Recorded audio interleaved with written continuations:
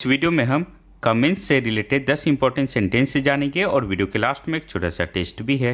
Comments का मतलब होता है शुरू करना या प्रारंभ करना।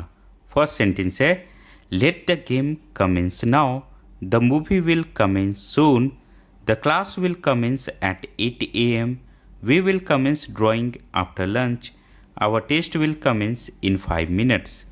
नेक्स्ट सेंटेंस है let us commence the fun activities now. Our story session will commence soon. The match will commence after the toss. Let us commence homework after dinner.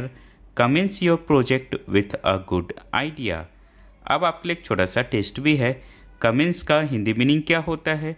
दो ऑप्शन है, समझाना या शुरू करना। सही आंसर वीडियो के comment section में बताना है। इसी तरह के और भी वीडियोस के लिए हमारे इस चैनल को आप सब्सक्राइब कर लो। All the best for your upcoming exam.